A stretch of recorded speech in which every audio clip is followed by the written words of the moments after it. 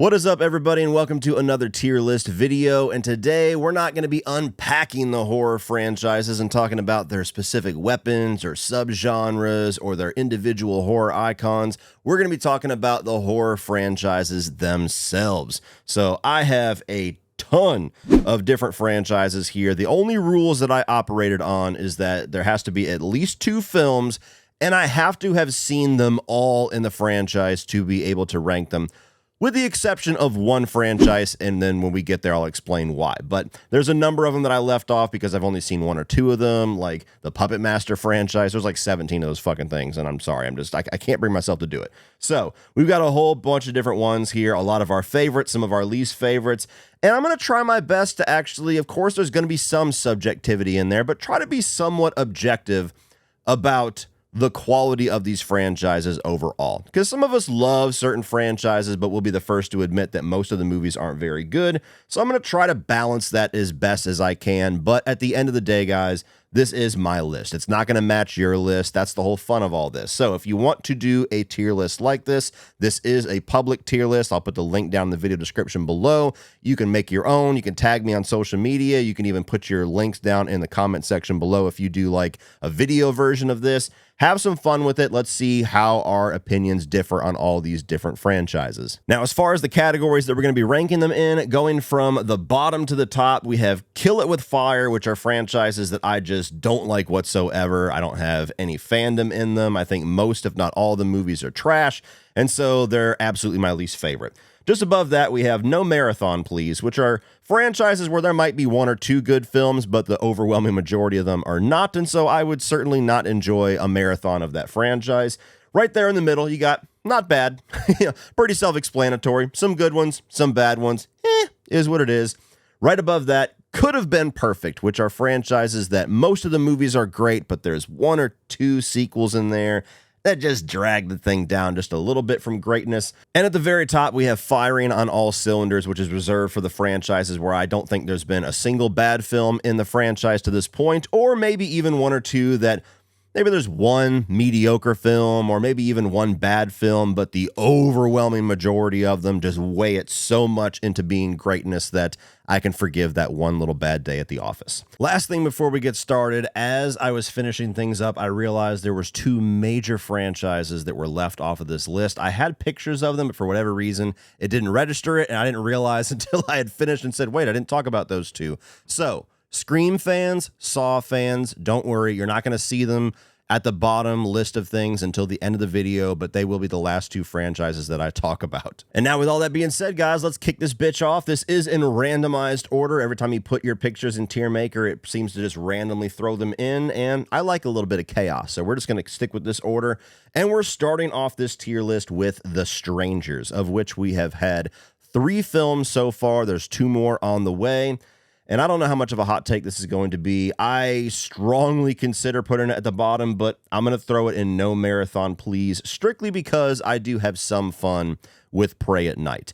I'm one of those people that doesn't like the original Strangers at all. I think that there's merit there. I think there's some interesting things going on as far as, having more grounded, realistic killers that are based off of true events, which is absolute bullshit, by the way. I like the looks of the killers, but these movies I just don't enjoy. I don't enjoy the character writing whatsoever in any of them, even in Prey at Night. They do literally the dumbest shit possible. Now, there's a certain amount of there that's realistic. Sometimes people do dumb shit in terrifying situations, but to the degree that they take it in these movies, it's obnoxious. So not a fan of those movies whatsoever.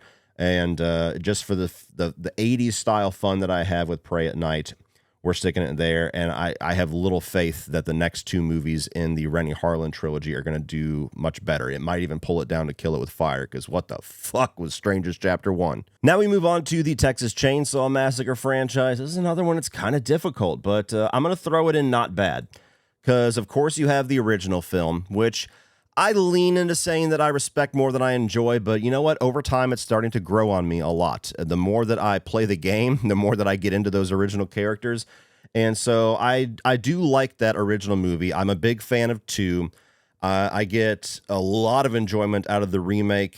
The beginning's pretty solid.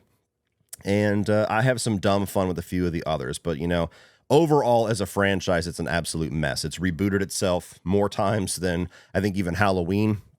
And so overall, as a franchise, I don't think there's a whole lot of stability, a whole lot of strength there. And yeah, so we're going to stick it in not bad. Some really good ones, some really bad ones, fall somewhere in the middle. Now we have the Conjuring films, and I debated for a second on making separate ones for Annabelle and the Conjuring movies proper and the Nun, but you know what? They're all a universe. They're all meant to be tied together as one timeline. They're all meant to be this one functioning franchise, so I just kept them together. And this one, you know, unfortunately, I'm going to have to stick it in no marathon, please, because while I think that the two Conjuring films are great, and I really like Annabelle Creation, Annabelle Comes Home is decent enough. Everything else in that franchise, I don't care for at all. I think the Nun movies suck. I think the first Annabelle is not very good, while not being as bad as people make it out to be, though. I really didn't like La Llorona.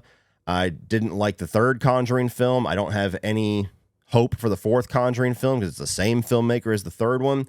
So overall, as a universe, I think that they have really dragged down the quality of that thing. If it had stayed where people like James Wan are pretty much guiding the entire thing, I think that it probably could have been up into the top 2 tiers easily, but they've just gone off the rails completely for me. So not a huge fan of that universe. Now we have Blade. Blade is pretty much the definition of could have been perfect, because those first 2 Blade films are god tier to me. And please don't argue about Blade's not horror, it's action. Look, there's fucking vampires, there's things eating each other. Like, yes, action is a large piece of the pie, but so is horror. And we'll get back into that whenever I go over the Predator franchise. Just for the sake of not getting into the dumbass arguments, we're going to throw it on this list. Blade 1, Blade 2, some of the greatest movies of all time in my mind. Blade Trinity, I have more fun with than most people, but there's no arguing that is a sizable step down. And who knows if we're ever going to get this fourth film or reboot, whatever they end up doing. I have a sneaking suspicion with the popularity that Wesley Snipes had with his return in Deadpool and Wolverine that they're pretty much scrapping this Mahershala Ali iteration of Blade, and we're just going to get a fourth Blade film at some point. I'm almost positive that that's what they're going to do. So we'll see if I'm right, but for now, we're going to stick it in could have been perfect, because damn, what a trilogy that could have been. What a trilogy that could have been, but so close, but so far. And now we have the Thing franchise, which is 3 films, if I'm counting correctly. You have The Thing from Another World, the original black and white film. You have John Carpenter's The Thing, which is a remake of that movie. And then you have The Thing prequel from 2011, which for some reason has the exact same title. Now, The Thing from Another World, I thought was fine when I watched it. It was obviously a lot more influential to people that grew up watching it back in the day than it is for anybody that grew up watching the John Carpenter film. But it's fine. You have The Thing, which is my favorite horror film of all time, and then you have The Thing prequel, which, if they just didn't use that fucking CGI, could have been a great prequel, a fantastic prequel even. Love what they do story-wise, really good characters in that movie, adding to the lore, really seamlessly leading up to the events of John Carpenter's film. If they had just stuck with the practical effects, that would be a phenomenal movie.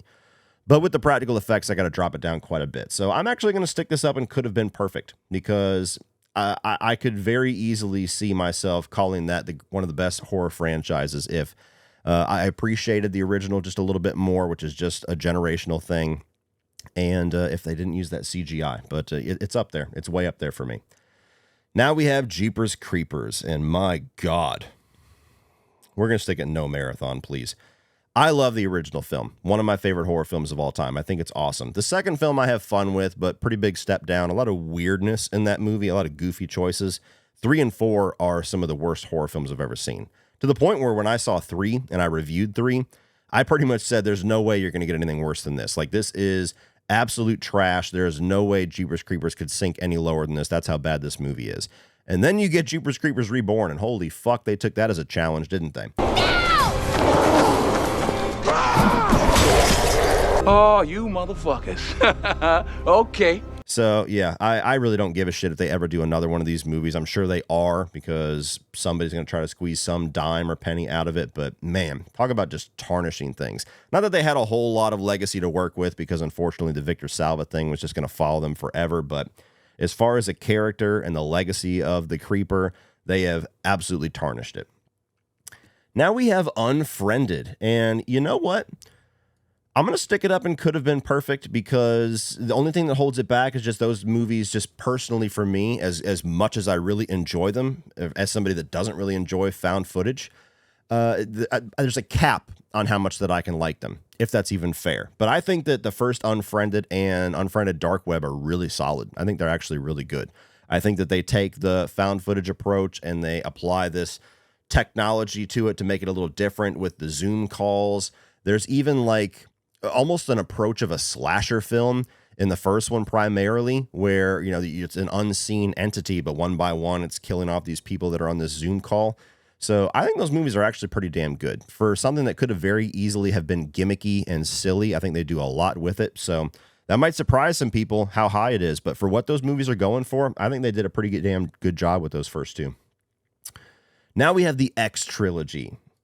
Firing on all cylinders, baby. That is one of the greatest trilogies of the last couple of decades, easily. They're not for everybody. I've talked with a number of people that have very understandable and well thought out reasons why they don't like one or more of these movies, but I love them. I absolutely loved X. That's the biggest surprise that I've had in the last couple of years. You have Pearl, which is great, and that's my least favorite of the three, and I think I still gave that like a 4 point something out of 5. I think it made my top 10 of that year. And then you had Maxine, which a lot of people were down on. A lot of people were disappointed in for understandable reasons, but I really liked that movie. I got a lot out of it, and the spots in it that people were a little bummed out and disappointed in, they worked for me. So as a trilogy, I think that it's a perfect trilogy. It's a perfect story. It's a perfect arc for all the different characters. Absolutely love that one. Now we have the Alien franchise, which is another one of those like genre benders where is it horror? Is it sci-fi? Is it action? It's a little bit of everything. You know, the first Alien is the most horror of all of them. Then, you know, we're starting to get back to it with Alien Romulus and everything.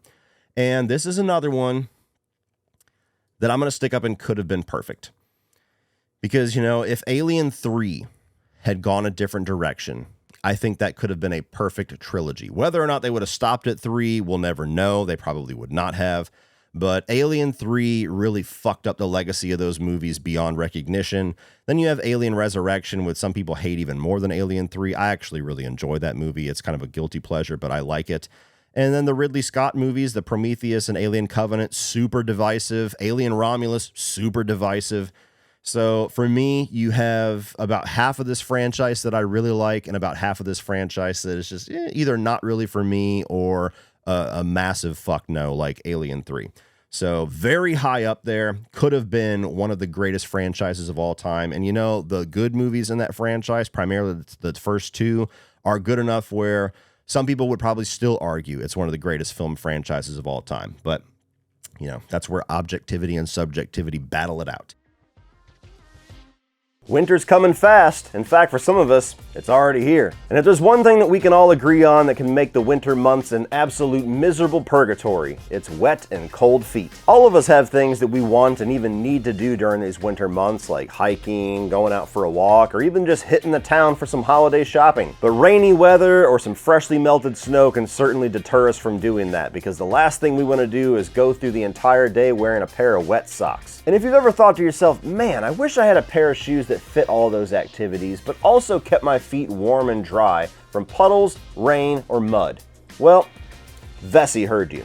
Vessi's Weekend Chelseas are their new shoes that are designed to be your go-to for the winter months, from city streets to outdoor adventures. The high-top protection design offers extra shielding from snow, slush, and water, and the high-traction rubber that is used in the sole is to help prevent slips and falls on wet pavement. They're also easy on and off with the pull tabs and elastic opening, so you're out the door in a flash. And like all of Vessi's shoes, they are 100% waterproof. They use a knit waterproof technology called Dymatex that is also dual climate, so it keeps your feet cool during the summer, but more importantly, warm during the winter. So no matter what the weather has planned, your plans will never be ruined by wet and miserable feet. These are actually the 5th pair of Vessis that I have owned, and at this point, they're the only brand of shoes that I buy. I've got a pair for every occasion, be it formal, casual, or rugged. And for my busy and fast-paced lifestyle, they're easily the most comfortable and convenient shoes that I've ever owned. So if you want boots that are stylish, versatile, and waterproof, elevate your winters with Vessi's Weekend Chelsea. And just in time for the holidays, you can step into waterproof comfort with Vessi's Black Friday sale.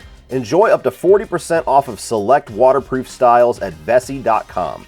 Stay dry and save big. Shop now before the best deals slip away. And thank you so much to Vessi for sponsoring today's video. Now we have American Werewolf, which I almost forgot. You have American Werewolf in London and American Werewolf in Paris. And this is another one that I'm going to stick up in Could Have Been Perfect, because most people out there would say that American Werewolf in London is the greatest werewolf movie of all time. It's not personally my favorite, but it's very high. And you have American Werewolf in Paris that most people say is one of the worst werewolf movies of all time. And call it nostalgia, call it, nostalgia blinders or the rose-colored glasses or whatever you have to say. I saw this movie in theaters. I had it on VHS. I watched it over and over and over again. It's got problems. It's got really bad 90s CG. It rips off the premise and the template of American Werewolf in London a bit too much.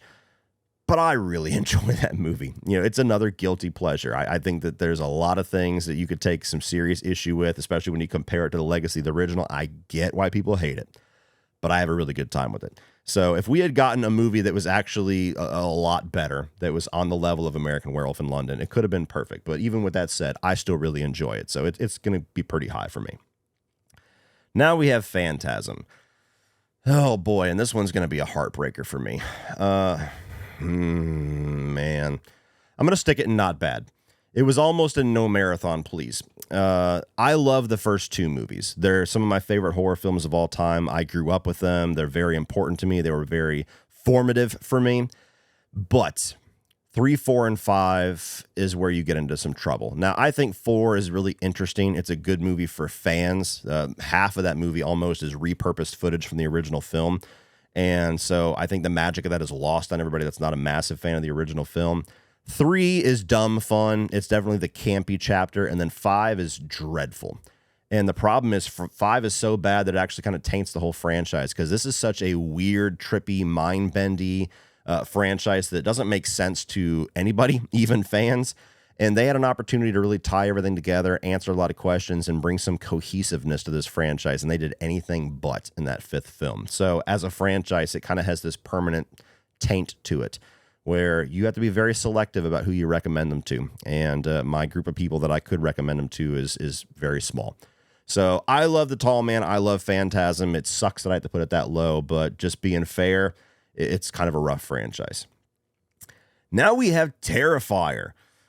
Oh, and this is another one that's tough because it's still kind of, it's still on the ropes a little bit. The jury's still out on Terrifier to a degree, because the way that Damien has formulated this story, where traditionally you get, your original film where you get your information about the killer and the lore and how everything works, and then whenever it succeeds enough to make sequels, they just start stapling things to it. They start it's Laurie Strode was his sister, and there's a cult of Thorn, and just to use Halloween as an example. But the way that Damien has crafted Art the Clown and the Terrifier franchise is that he has this lore mapped out on his head. He knows all these answers of how things tie together and what the answers for certain questions are, and he's just selectively giving us bits of that as the Terrifier franchise goes on. So there's still a lot of questions about Art the Clown now 3 movies in that we don't have any answers for, that he could knock it out of the park with, or he could give us answers that'll turn a lot of us off and kind of, bring the other films down. You really don't know. With that being said, though, oh boy, I'm going to stick it up in Could Have Been Perfect. Now, it's stacked up next to some Titans, and I'm not trying to say Terrifier is on the level of Alien and Aliens, but for what I enjoy from the Terrifier films, from what us Terrifier fans like about it, the Could Have Been Perfect side of it comes from the fact that the first film has a lot of problems. I really enjoyed Terrifier 2. I really enjoyed Terrifier 3. I think for what those films are going for, I think they knock it out of the park in those 2 movies, and I really enjoy them. But the first Terrifier, while I've warmed up to it slightly since Terrifier 3, because there's certain things in 1 that make more sense now, Terrifier 1 is a very story-devoid movie and very character-devoid movie. It's just kind of a proof of concept. It's here's Art the Clown, here's our special effects, here's the level of gore and the grindhouse look we're going for. Do you want more? Fans said yes, we got 2 and 3. But 1 is a movie that I don't really go back to. and is a movie that I'm never really in the mood to rewatch, where I've rewatched 2 and 3 numerous times. So, jury's out on that one. That's the one that's going to bounce up and down this list the most, depending on who is doing the list, because people either love Terrifier or hate Terrifier. It's just one of those franchises. But for me, if Terrifier 1 was on the level of 2 and 3, it would definitely be one of my favorite franchises without even a question. But we got to see. We got to see how Damien brings it home. Now we have Paranormal Activity. Kill it with fire. Not for me. Not for me. Do they do some inventive things with the found footage? Sure. Is there a reason why it was, at least for a time, maybe it still is, the most successful independent film of all time, literally put Blumhouse on the map? Sure. I get it. I understand the appeal. But my God, how many of these fucking things have they made? Like 8 or 9 at this point? And I watched them, most of them, when I was doing my tier list where I was ranking like the first movie in a franchise and then the second movie in a franchise and the third one.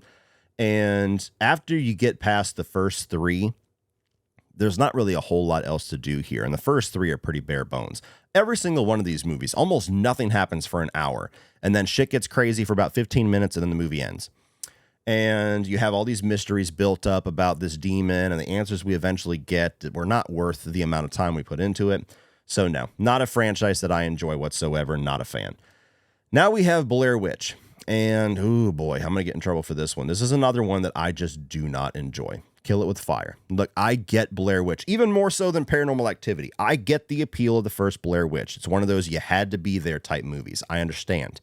It came out, freaked people the fuck out. There was this amazing marketing campaign where they convinced the world that these were actual videotapes that were found, and people were watching these literal found footage.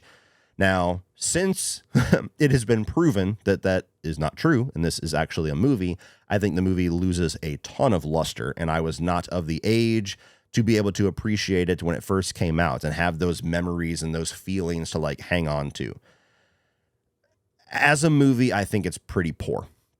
I don't really think it's enjoyable. I think the shaky cam and the sound design and everything, it's so raw that I just don't enjoy it. And then you have the final scare with the guy standing in the corner. I've never really found that to be as amazing and as shocking as an ending as people make it out to be. I just don't get it, okay? This is one of those times you can tell me I don't get it, and I will agree with you. I don't get it.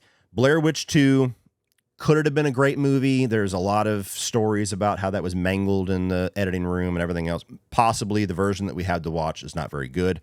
And the third one, which is actually the one that I enjoy the most out of the 3, which is certainly a hot take, even that one is just okay to me. I think that there's some creepy stuff in there. There's a sequence where she's crawling through the tunnel in the dirt that's definitely chilling for me because I'm claustrophobic.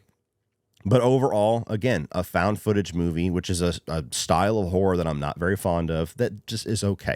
So in general, not a fan of this franchise whatsoever. It can go into Kill It with Fire for me. If I never watch those movies again, I'll be perfectly fine. Now we have Cabin Fever. Oh boy. No marathon, please.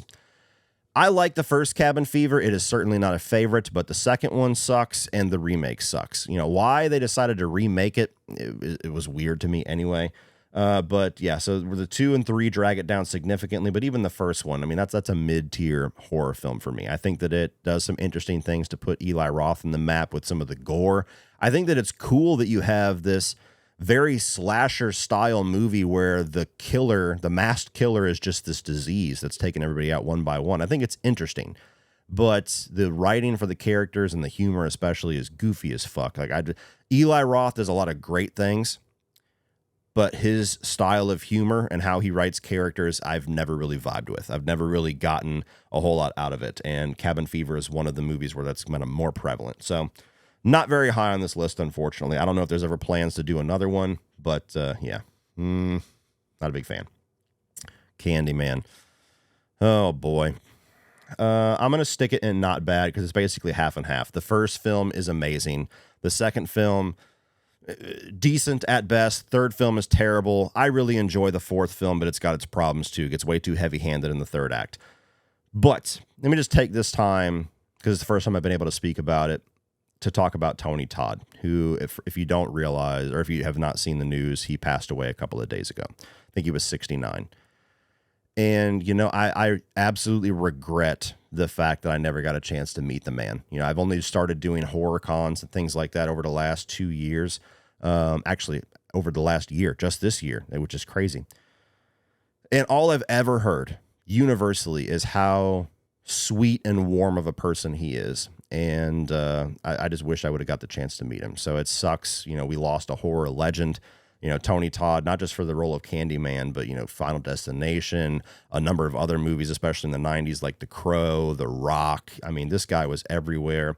Probably the greatest voice in horror, literally. I mean, he just played Venom in the Insomniac game last year, which was, I think, the best version of Venom we've ever gotten as far as the voice. So, yeah. Tony, rest in peace, Tony Todd. That's all I got to say to that one. So it sucks. Now I'm kind of getting choked up talking about it. But yes, the Candyman franchise, the first one is an amazing horror film. It's one of the most underappreciated horror films from the 90s. It kind of gets mixed in with that, like, oh, it's the era where slashers and horror wasn't doing so good until Scream came along and saved it. And the original Candyman is actually a standout where it was fantastic. So if you have not seen Candyman, please check it out. It's a very different movie than what you're expecting. The rest of the movies, with the exception of the most recent one, not really worth your time, but decent franchise overall. And yeah, Tony Todd, we love you. Moving on to VHS. Now, this is the one franchise that I was talking about where I have not seen every single VHS film. I think there's 3 I have not seen yet. I've not seen VHS 2, I haven't seen VHS Viral, and one of the ones in the 90s. But I've seen the original. I've seen every one for the last 3 years that they've premiered at Fantastic Fest. And I just don't think I need to see all of them to be able to tell you this. No marathon, please. In general, as I've said twice now in the last 10 minutes, I'm not a big found footage guy. I'm also not a big anthology guy. The reason why is because the law of averages always works against me. Usually in an anthology movie, there's like an average of 6 shorts, and pretty much all of them, what ends up happening is I love one of them, kind of like 2 of them, and then I don't like 3 of them. So it's like, they're always like this mixed okay experience. With the exception of VHS Beyond, which came out this year, that I actually thought was pretty strong. I really enjoyed that one. All the VHS movies fit that, where there's one that I love, couple that are okay, and then a bunch that I don't like. So in general, the concept of VHS is not really for me. In general, the law of averages works against me. And so I would not want to watch a marathon of the VHS shorts. Some of them are great, some of them not so great, a bunch in the middle. So if you don't think that's fair, because I haven't seen them all, fine, perhaps, but I think I've seen enough of them to be able to give you a pretty informed opinion. Now we have Creep, which we have 2 films, and I'm not sure if it's come out yet or not, but we have the Creep tapes, which are like these little 30-minute shorts that are coming out on Shudder, which I've seen the first 3 of on at a Fantastic Fest secret screening. And Creep is, I'm going to stick it in not bad, because I think what they're going for, I think they do a very good job with it, but Creep really isn't for me. I think that Mark Duplass is great. I think what he does with this character is really interesting. I think he's very good at being creepy and unnerving while also being very funny. So what he's going for with the character, he nails. I think that the concept of it is interesting, but the first 2 Creep films, again, kind of going into the found footage thing, there's just not really my thing. I think that there's moments that it's great, but it's way too drawn out for my level of enjoyment that I would have with these. Now, with that said, I was very disappointed that one of the secret screenings was the Creep tapes, because it's not what I wanted to see at all. But what I will say, to at least excite some of you Creep fans, given that you haven't seen it already, again, I don't remember when it comes out, I think that the Creep concept actually worked much better in those little 30-minute shorts. I think that it works better in that short form content style. So I don't know if I'm going to watch the next 3 episodes whenever it airs, but I will tell you that there's a greater chance of me being a bigger fan of Creep if those 3 episodes are even better than the 3 that I saw, because I just like that format better. So they do a good job. It's just not really my thing. Now we have moved on to the Omen. And unfortunately, I'm going to stick this one also in no marathon, please, because I love the original Omen. It's probably my favorite 70s horror film. If not, it's number 2. And beyond that, I don't really care for any of these movies aside from the first Omen. Well, I'll take that back. I think the second one is okay. The second one is very Final Destination-esque, but I would have to be in a very specific mood to watch it. So if I was forced to watch a marathon, I'd be okay through the first two. And I would enjoy the first Omen. That was a very big surprise this year. But I'm not a fan of the third one. I am not a fan of the remake. And even with the first Omen, for the type of surprise that it was, I still can't see myself rewatching that film very much. Like, I was very shocked at how much I enjoyed it. I was shocked at how good of a prequel that it was and how much more they actually had to add to the story instead of just trying to, feel like this lifeless thing that's trying to capitalize off this name. But time will tell. I don't know if I'll watch that one very often. But the Omen is God tier for me. I love that movie. The other movies in the franchise are either bad or movies that I'm just not really going to be in the mood to rewatch, even if they're really good. So we're going to stick it there. No marathon, please. I just want to watch the first one. Now we're at I Know What You Did Last Summer. Oh, boy. I'm going to stick this one in no marathon, please, as well, because I like the first film. This is my era of horror. This is when I was a kid. This is, in response to Scream, I Know What You Did Last Summer, and Urban Legend were the other two big franchises of the 90s. So the first one's pretty good. Good, decent-ish. The second one, I have a lot of fun with, but there's a lot of problems. Like, it's a very easy movie to make fun of, but I still get some guilty pleasure out of it. So I'd be okay watching either of these films, but I would never be in the mood to watch them back to back, and the third one is just dreadful. So once in a great while, I'll get in the mood to check out the Fisherman, and I'll watch either the first one or the second one, never both of them. But if you told me I had to watch all three, I would not be happy. And we'll see what happens. They've been talking about this reboot or this remake and whether or not Jennifer Love is going to come back, whether or not Freddie Prinze is going to come back. We'll see. Maybe they'll redeem themselves.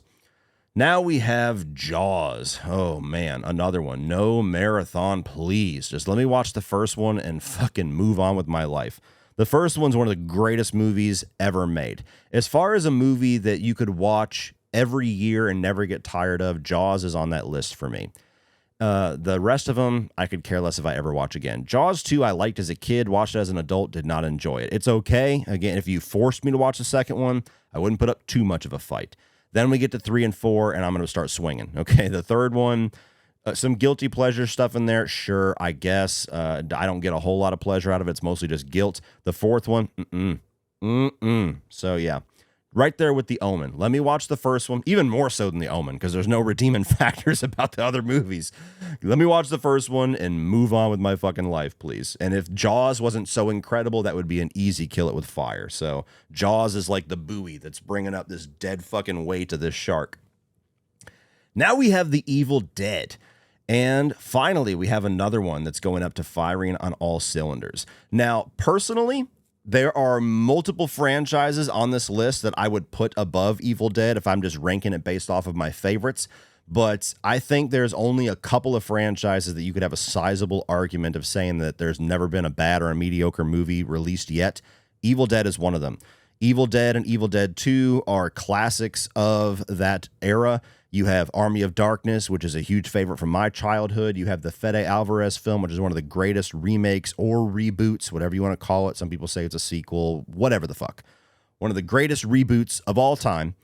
And Evil Dead Rise, while I didn't really love it in theaters, I rewatched it a couple of months later, last winter actually, and really enjoyed it at home, which is another just a great one. We got 2 or 3 more coming. Can't wait to see those.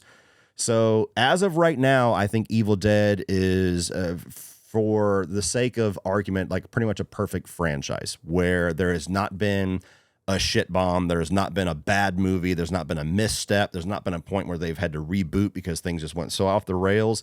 They have been pretty damn consistent. So my favorite is the Fede Alvarez film. That's one of my favorite horror films of all time. Right behind that's Army of Darkness. And then I love the original Evil Dead for how like guerrilla style it is, how just like boots to the ground independent movie it is.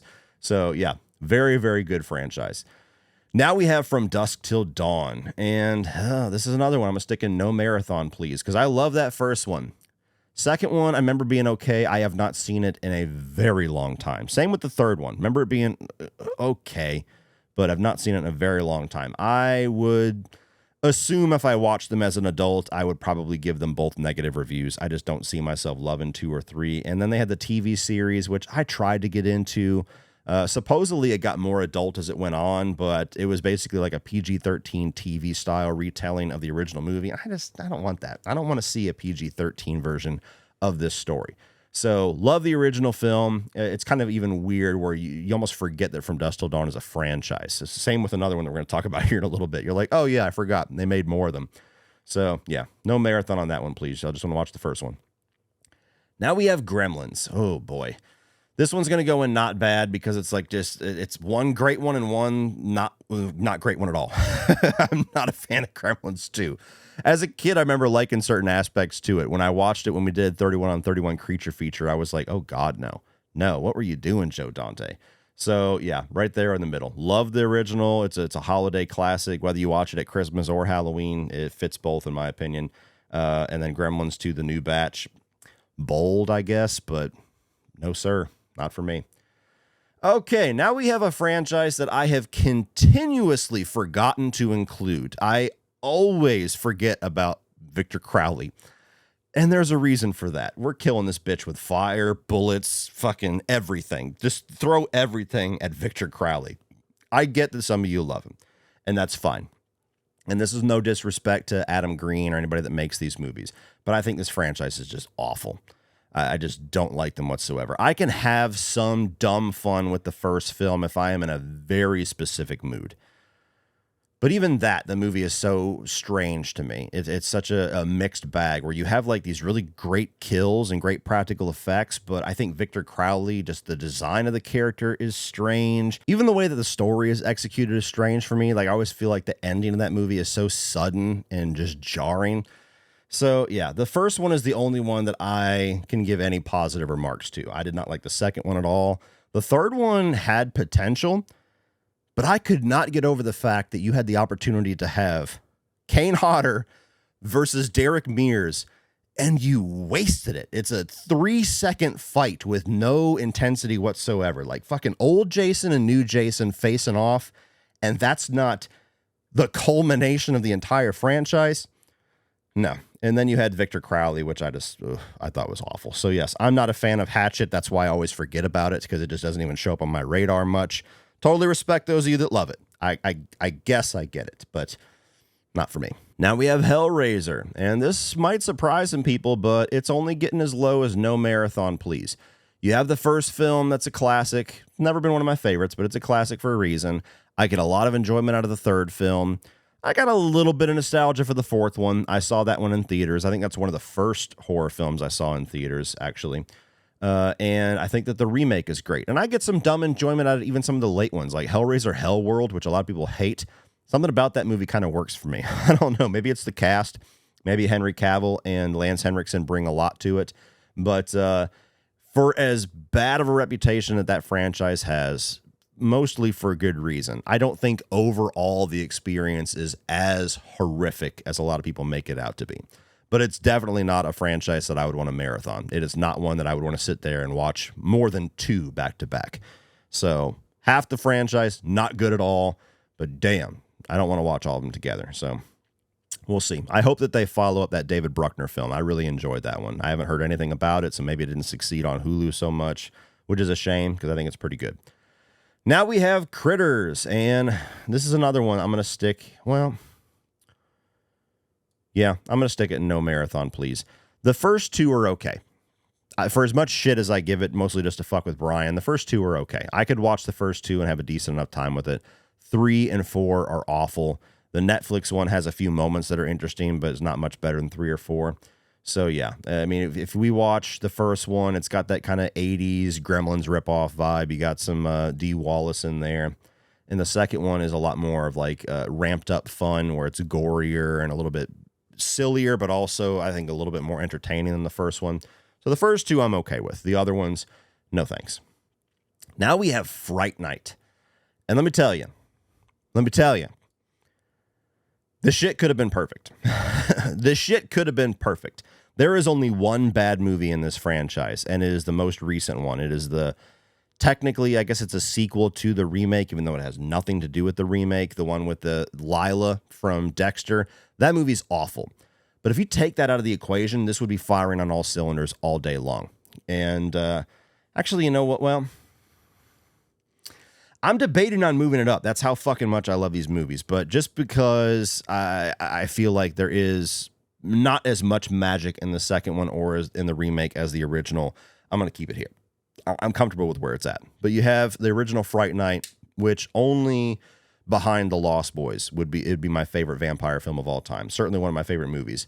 You have the sequel, Fright Night Part 2, which most people don't even know exists, and most people don't know how to watch it because it's been out of print forever. If you actually go on YouTube, unless they've taken them down, there's 2 different really good copies of this movie you can check out, and I highly recommend checking it out if you enjoy the first one. It's directed by Tommy Lee Wallace. And while it's not as good as the first Fright Night, I think it's a really good sequel. I think it's solid as fuck. Then you have the Fright Night remake, which to me is one of the best remakes that we have gotten in the last number of years. That was one of the best ones of that little remake craze era. I think that they do enough to kind of change it up, modernize it a bit while keeping a hold of like the spirit of Fright Night. Some people disagree. Some people think that they lost a lot of it, but I really enjoy it. I enjoy what they do with changing up Charlie Brewster's character. I never really liked McLovin as Evil Ed. That's the one negative I have against it that I don't really think gets better with rewatch. And even David Tennant, I like what he does with Peter Vincent. It's very different. So as a franchise, that one movie with Lila, which is just a dog shit straight-to-video movie that shouldn't even be called Fright Night because it has nothing to do with it. Nothing to do with it. Drags it down from being perfect. Now we have Insidious, and Insidious I'm going to put in not bad. Insidious, when I first saw it, I loved it. I've fallen a bit out of love with that first film while still respecting it and still appreciating how much I enjoyed it back then, but it's lost a bit of its luster for me. You have Insidious 3, which I think is the best of the bunch, and was the movie that I was like, oh shit, Lee Winnell, holy fuck, this guy can direct. Wonder what he's going to do next. And beyond that, that's it. I think that the second one is not very good. I think that the fourth one is not very good. I thought the fifth one was terrible. So, yeah, it's a franchise that they keep going back to because they're cheap to make and because it's a name that people recognize. But I just feel like they've milked every bit out of it, and I'm sure we're probably still going to get more because as much as I thought that the fifth one was a massive disappointment, I think it made a pretty good amount of money. So, yeah. Now we have It, and It is another one that... man, this is tough. I'm going to stick it up and could have been perfect, and I'll tell you why. Both iterations of It could have been perfect if they had just changed the source material a little bit. I know. Oh my God, don't touch the sacred scrolls. Sometimes, especially in live action, it is necessary to tinker with the source material a little bit. What works on the page doesn't always work when you're watching it. Doesn't always work in a movie or a TV miniseries. And so both iterations of It, to me, suffer from the exact same problems, which is absolutely knocking it out of the park with the kid side of storyline and absolutely falling on your face with the adult side of the storyline. And for the most part, it's because they can't figure out how to end this story without it going absolutely off the rails into Stupidville.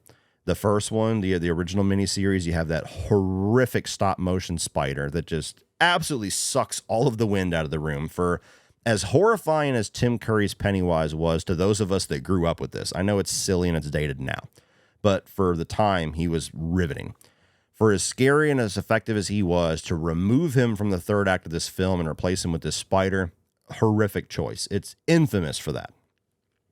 And a number of other story elements in the second half of the story just aren't as captivating as the kids. And then they do the same exact thing with It Chapter 2, where they make the movie significantly longer because they keep trying to put the kids in to try to remind you how great they were. You have these characters and these different story elements that don't really feel like they come together well. It's got a very misplaced sense of humor in weird spots. And then yet again, where every single fan of It in unison said, don't do the fucking spider again. Whatever you do, don't do the fucking spider again. And what do? They do the spider again, but they put Pennywise's face on the spider just to make sure they don't lose Pennywise. What a dumb fucking compromise. And then ultimately the Pennywise is defeated because they talk shit to him because they're not scared of him anymore, and they bully him to death and turns him into a little puddle of goo. I'm not a fan of it, Chapter 2 whatsoever. I would say I hate it, but there's moments of it that I like, but I'm not a fan. But It Chapter 1 and the first half of the It miniseries, and even my nostalgia factor for some of the second half, it's so strong that it goes up and it could have been perfect. Just, I hope the Derry TV series is good. And, if we ever do get another version of It, I just hope that they have the balls to look at Stephen King's source material and say, okay, I think that we have established that this doesn't work, so let's try something else. Now we have Friday the 13th. Oh, man. I was trying my hardest to avoid a comment ass beating this time around, but I got to stick it no marathon, please, guys. And let me explain why. I really like Jason as a character. There's days where I like him more than Michael Myers. Like, I get the it factor with Jason Voorhees, but his movies just aren't that good. I get it if you love them. I understand. I respect that.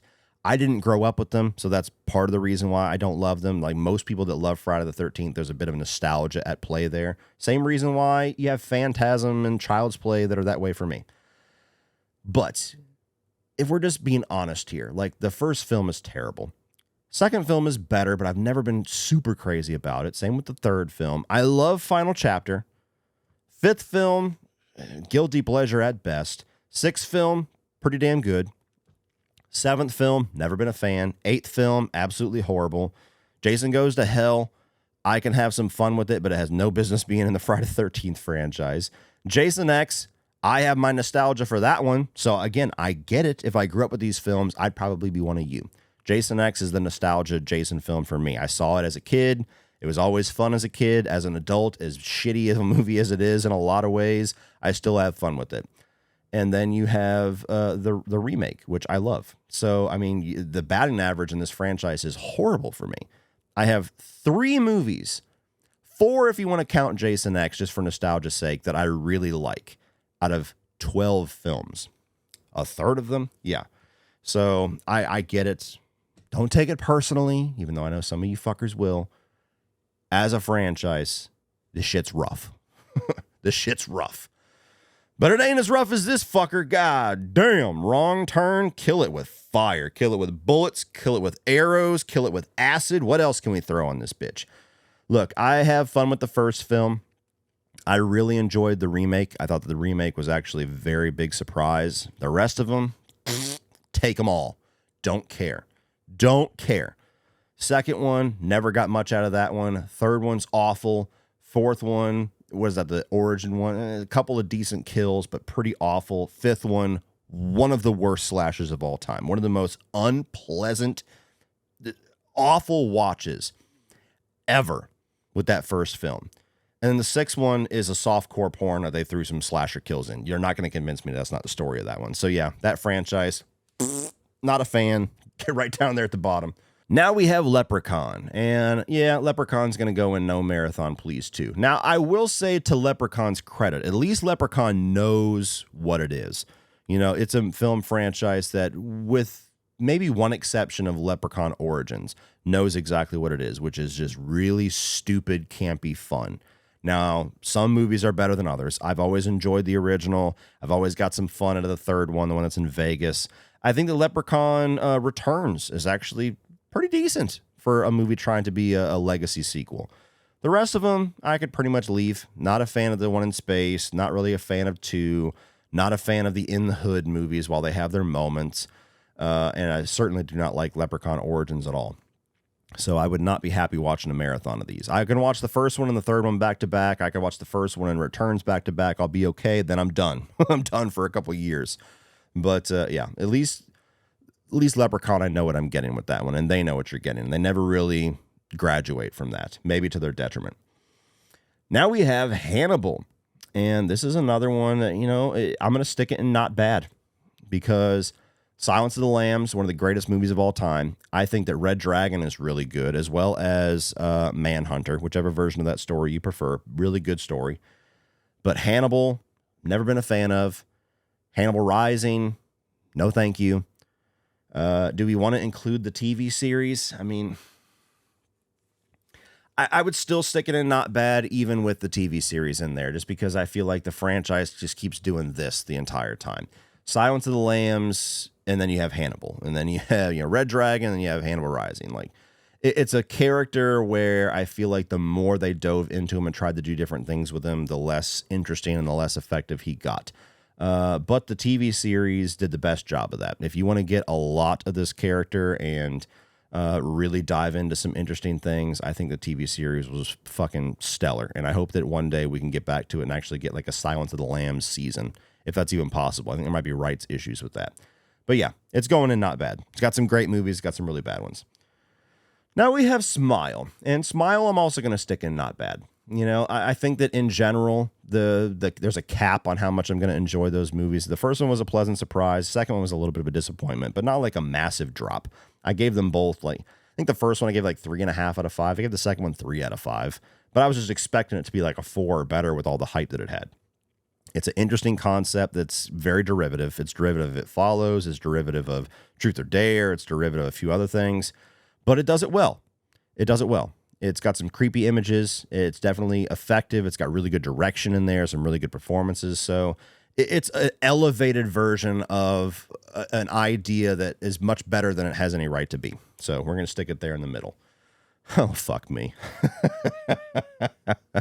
No matter where I place this bitch, I'm going to get hate. All right.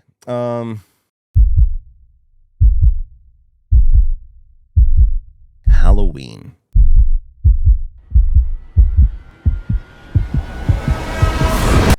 Halloween's going in not bad. Motherfucker! You better grow eyes in the back of your fucking head, you horned piece of shit. I'm gonna rip your head off and shit down your neck! Because I think overall as a franchise, it's certainly better than Friday the 13th. But there's this franchise has got a lot of problems. I'm not going to go through every single one of them. There's as many films on this franchise that I love as the ones that I don't care for at all. But the biggest issue with it, which is something that does make it unique, is that it has that choose your adventure style. Now, some people say that that's actually a positive on the franchise because you get to like pick different storylines and everybody has their favorites.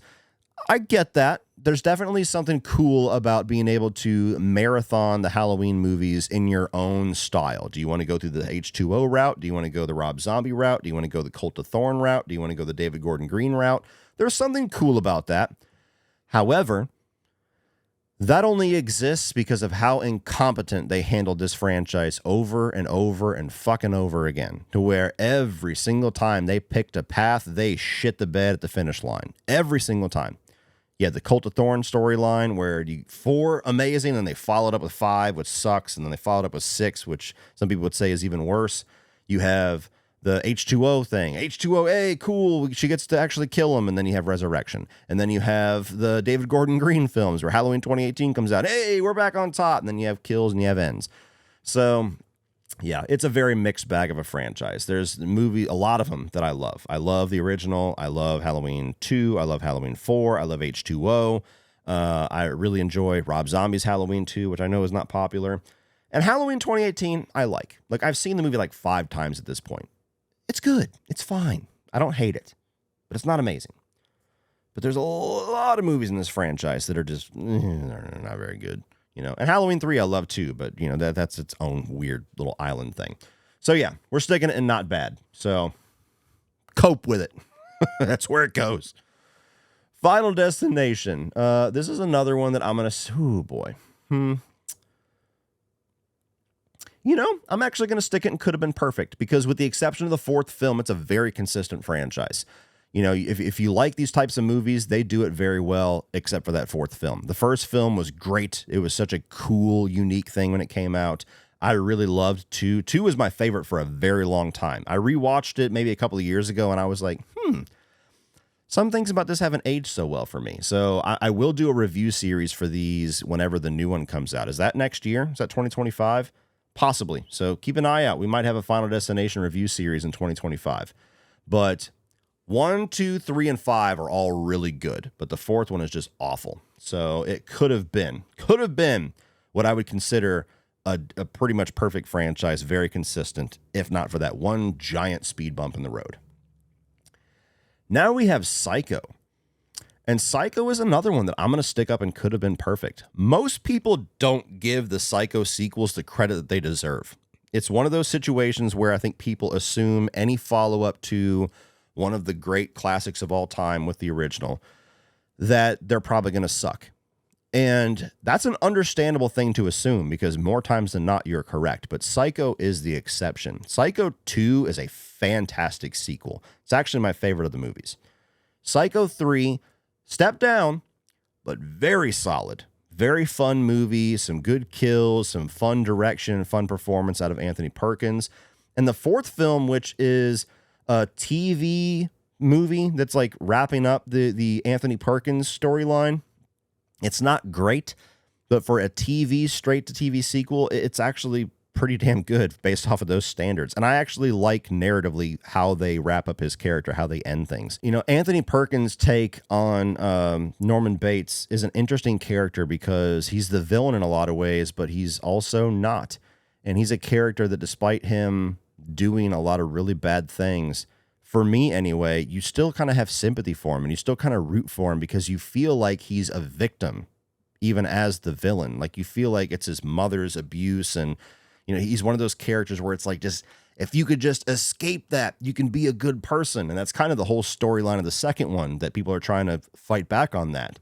So I like the way that they wrap things up. Then you get the Psycho remake, which, you know, we all know. Like there's things about it that I like. There's some performances that I like, but overall, it was a weird experiment that had no reason to exist. And then Bates Motel, damn good as a modernization of this story. So yeah, could have been perfect. Psycho is a very underrated franchise. Everybody talks about the original, but as a franchise, very underrated. Now we have My Bloody Valentine, and you know, there's only two of them. I'm going to stick them in not bad because I'm not super hot on the original. I think that the 3D one is fun, but they're movies I'm never really in the mood for. You know, as a franchise, they're both okay. So they're going to average out right there in the middle. I don't really have a whole lot else to say about it. Some good kills, but, and I like the Miner as a character. I think that the design of the character is cool. Just not a massive fan of either of those movies. So they're fine. Oh, now we have Nightmare on Elm Street. Oh boy. Okay, this is where it gets difficult too. And this is where you know I'm being fair. We're going to stick it in not bad. Because look, the original, one of the greatest of all time. Dream Warriors, one of the greatest of all time. I like 4, but 4's got a lot of problems, and there's a lot of nostalgia at play there. Wes Craven's New Nightmare, I think, is pretty great, but I'm very rarely in the mood to watch it. Like it's in this franchise, but it kind of isn't. You know, it's its own thing. It's kind of like the Halloween 3, but that's a little more belonging to the franchise, but it's its own thing. Freddy vs. Jason, which I didn't talk about in Jason either, but you know, if we're going to talk about with both those franchises, that's a good one too. But Freddy 2 has a great Freddy in it, but it's just a very strange movie. Freddy 5, Freddy 6, absolutely awful. Remake, pretty bad. So I got to be fair. There's only 3 movies. If you take Freddy vs. Jason out of it, there's only 3 movies that I think are great. One that I think is good, that I'm nostalgic for, and then 3 that I'm not very hot on. So that's half the franchise. So I'm being fair. Michael Myers and Jason fans, you can't argue that. I'm being fair. I'm a Freddy guy, and I even put him in not bad because Freddy's better than his own franchise. We'll just say that.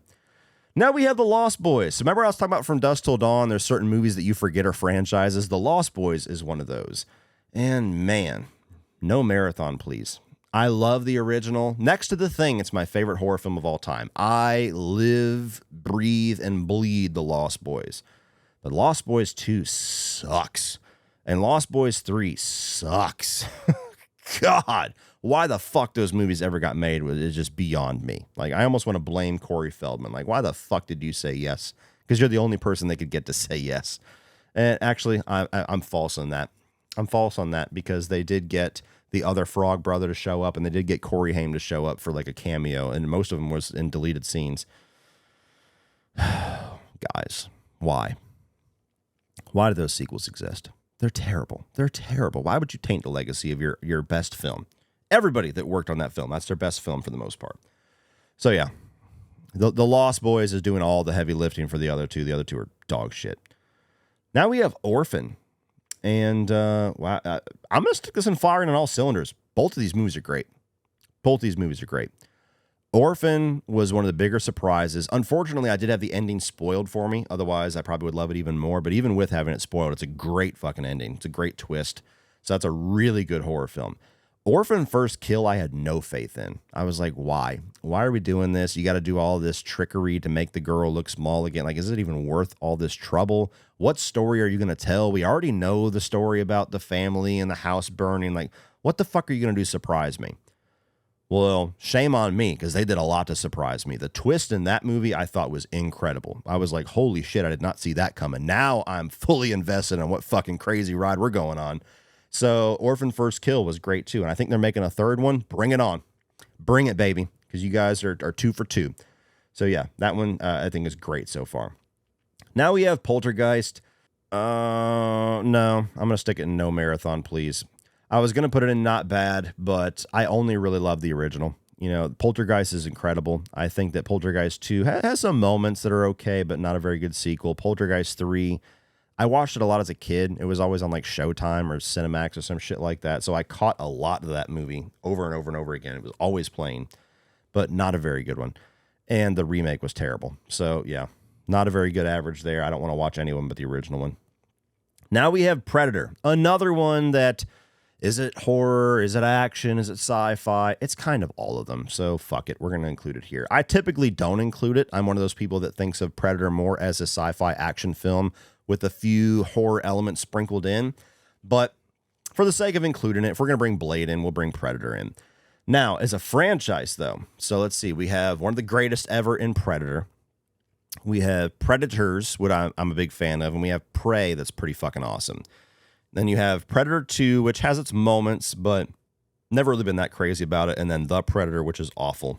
And we didn't talk about Alien versus Predator either with Alien or Predator, but you know, again, kind of one that's pretty good, one that's pretty terrible. Oh boy. I'm going to stick it up and could have been perfect. I think it belongs up there with Alien because you know what? For the law of averages, there's really only one movie in this franchise. If we're going to remove Alien versus Predator that I think is terrible, and that's The Predator. The other ones I could all watch. So we're going to stick it up there. I think that overall it's a pretty good franchise. And we got 2 of these bitches coming. We haven't even talked about that. They announced that, is it Dan Trachtenberg is doing one? They're doing a follow-up to Prey or Badlands or something. Like, we got a couple Predator movies coming out. So hell yes, I'm here for it.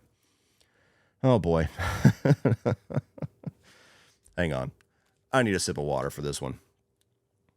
We've got Child's Play. All right, so let's break this down. I love the first 4. I really enjoy Curse of Chucky, so that's 5. Not a fan of Seed, not a fan of Cult. And then even the TV series, I like 1 season out of 3. So we'll do 6 versus 4. I'm going to stick it in not bad. The one thing it has going for it is that we've had the same timeline, you know, with the exception of the MGM remake, which I didn't even talk about. And I actually like that movie more than most people. But for the proper Chucky films and TV series, it's been one consistent timeline. The tone and the rules of that consistent timeline is anything but consistent. But narratively, the characters are all the same characters. So there's something to be said about that.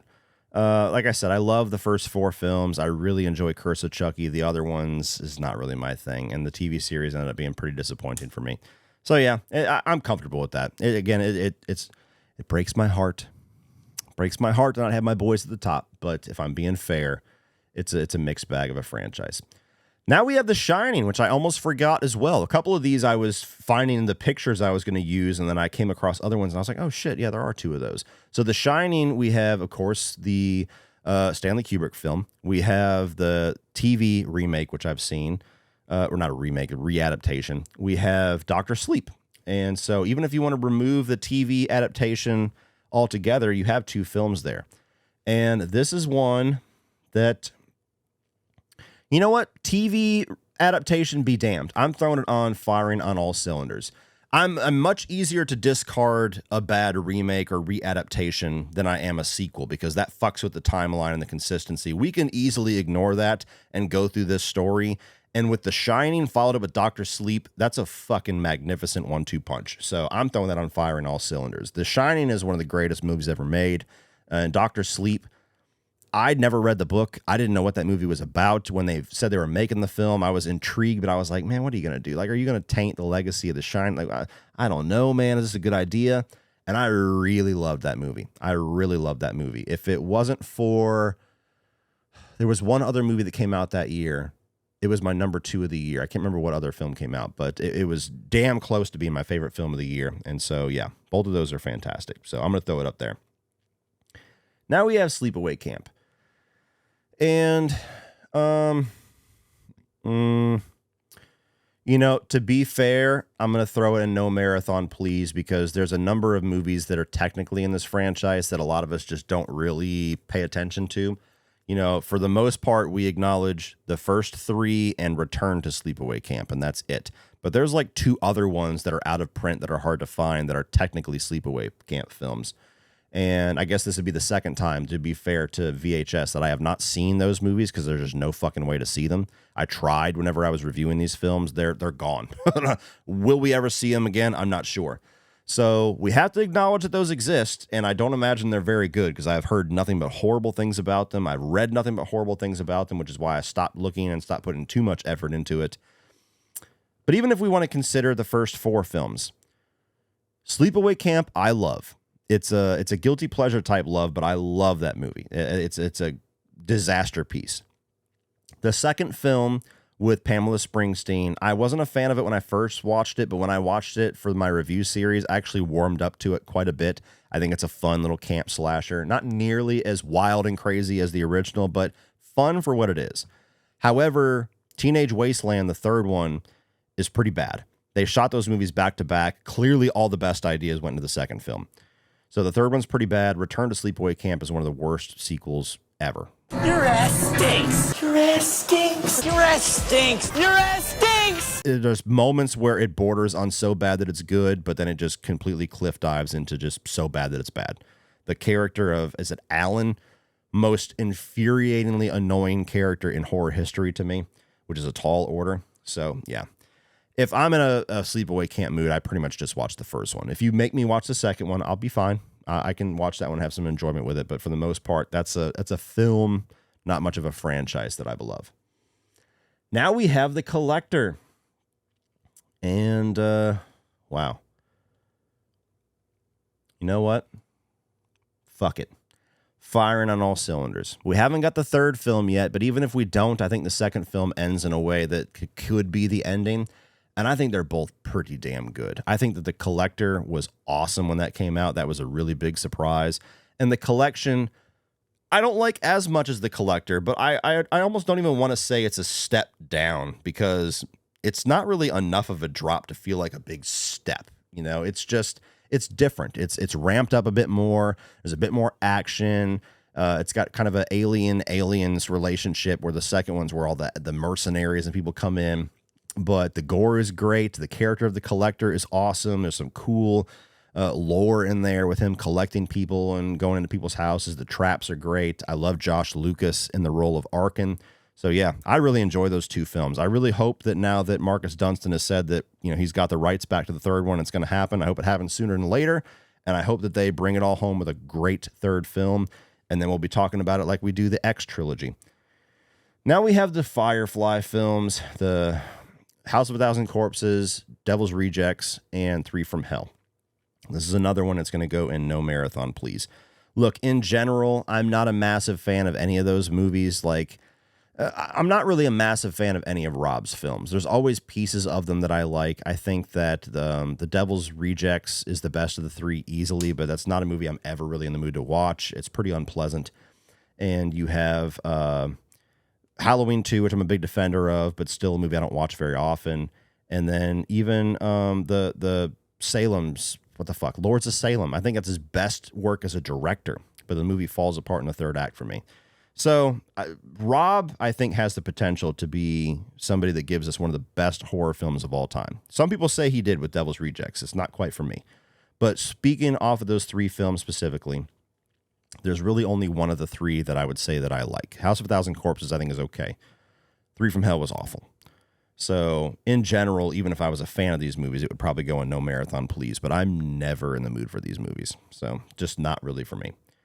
Children of the Corn, go fuck yourself. That is the worst collection of movies that I've ever sat through. To the point where I actually announced I was going to do a review series, I was going to do a ranking where I ranked all of these movies. And I got through all but one of the Children of the Corn films. I think there's like 10 or 11 of them. So I either watched 9 or 10 of these movies, and I said, fuck it, I'm done. I can't watch another one of these. There's still one movie in this franchise, the TV remake that came out in like 2010 or something like that I have not seen. But even the original movie, which most people would say is the best one, I don't even think that one's very good. I think it's a very, very dull movie. The third one would actually be my favorite. What is it? Some kind of harvest, unholy harvest or whatever. I don't know. The third one where you get the kid who's kind of like a devil disciple and he's like turning all the kids in high school to his little Children of the Corn cult, and he's got the corn growing in the backyard, and then he turns into this big fucking monster at the end of it. Like, it's bad, but it's kind of entertainingly bad. So that one would be my favorite, and even that, I wouldn't give a positive review to that movie. So to me, of all of these, that is the worst franchise of any of these, because I don't think there's a single good movie in the bunch. Not one. And for such a simple concept, you'd think they'd be able to nail it at least once, and they have not. And trying to watch those movies back to back, holy fuck, it is the same thing over and over and over and over. It is like Groundhog Day hell. Every movie, no matter what the cast, no matter what the premise, it's the same shit.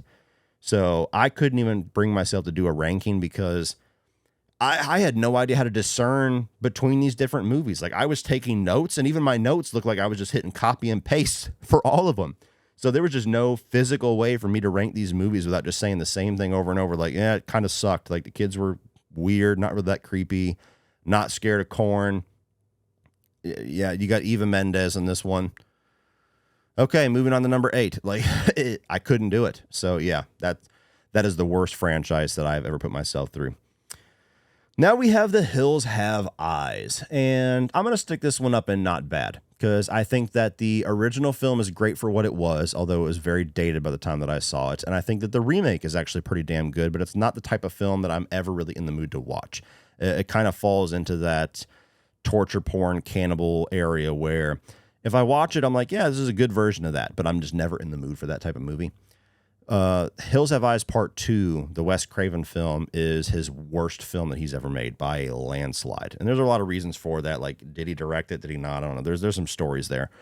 But then you have The Hills Have Eyes 2, which is the sequel to the remake. That's okay. It's fine. It's decent. It's watchable, but it's also very unpleasant because you have like the whole thing where they're stealing women to like breed, and again, it's just an unpleasant franchise. Intentionally. You know, same with the Firefly. I'm going to say it's not pleasant to watch, and people are like, well, it's not supposed to be. Well, okay, fair.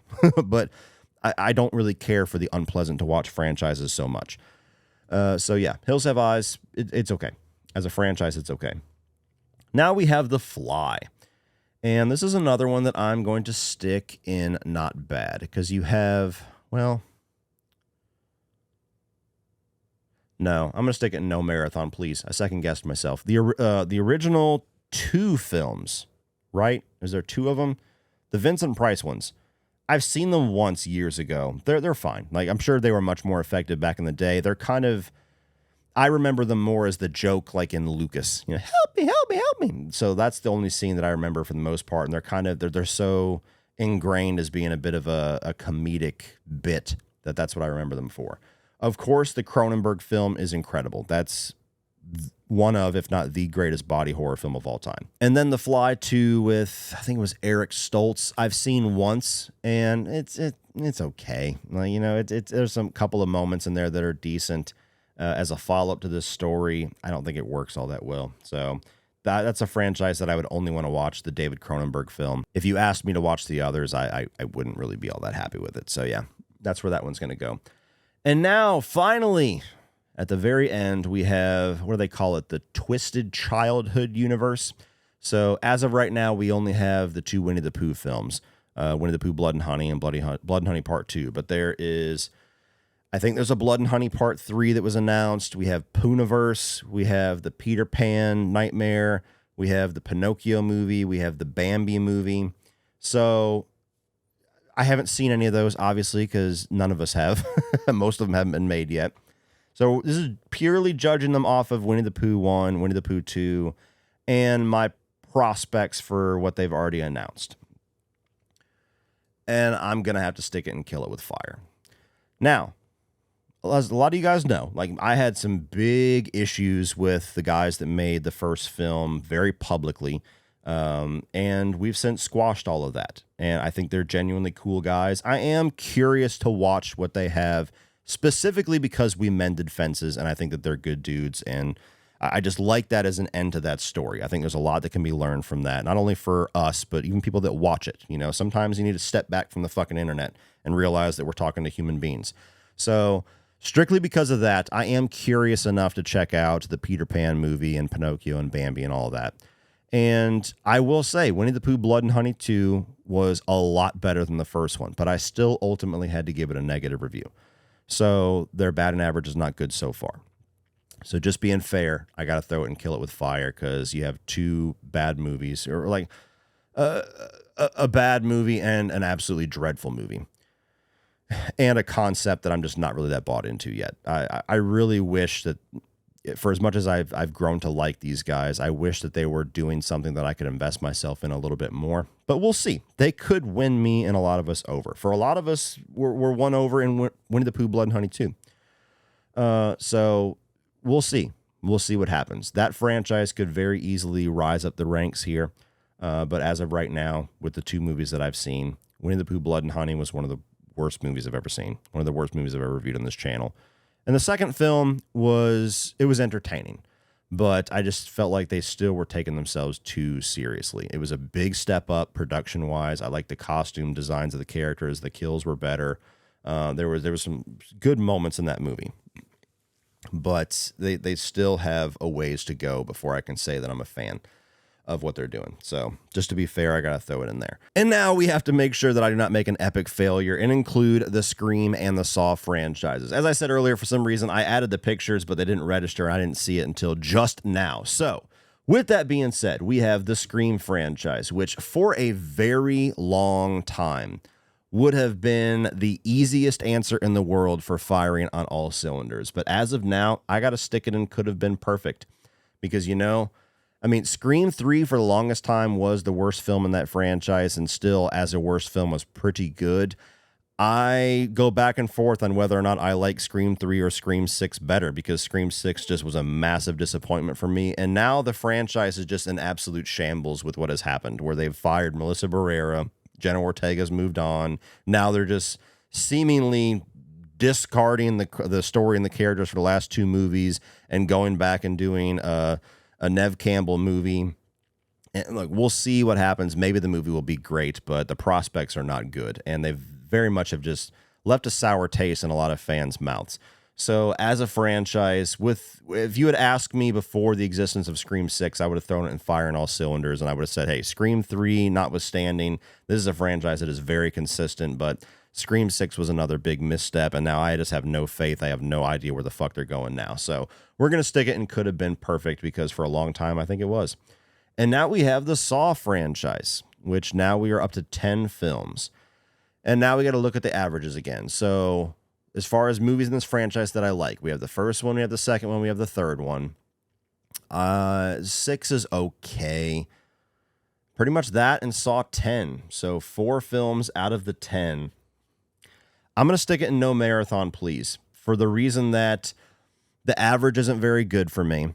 They're on a good track now, because I really enjoyed Saw 10. That, to me, was the best of the franchise, and I'm really excited to see where they go. So this might end up rising up to not bad, at least with the next couple of films. But on averages, I like about a third of the films. I would only choose to rewatch about a third of the films. And for as much as the continuity is pretty consistent, and they've made kind of this mythology out of Jigsaw and his overarching plan where he's apparently like mapped out the next 40 fucking years, it's a pretty ridiculous timeline, and I think that it really crumbles under the logic of everything. And I don't like the Hoffman storyline or the character, and so it's a franchise overall that I've never been hot on. They've won me back over now with Saw 10, Saw X. I'm curious to see what happens next, but overall, not a big Saw guy. So we're gonna stick it there. Well, that's it, guys. That is the tier list as of right now. Only got 5 of them up and firing all cylinders, but I'm curious where you guys are going to land with these. So let me know your thoughts down below in the comment section on where I have all these listed, and check the comment section or the video description below for a link to this tier list, and you can do your own version and tag me on social media, either with a picture, if you do a YouTube video or whatever. I'd like to see where our differences are. Well, that's it for this one, guys. If you enjoyed that, click over here for all of my 2024 new release reviews. I'm also going to put my playlist of tier lists up here. I've done tier lists for individual franchises. I've done a bunch of different subjects within the horror genre. There's a ton of stuff in there you'll have fun with. Like, share, hit that subscribe button so you don't miss everything in the future. And as always, remember, opinions are like assholes, but that doesn't mean you have to be.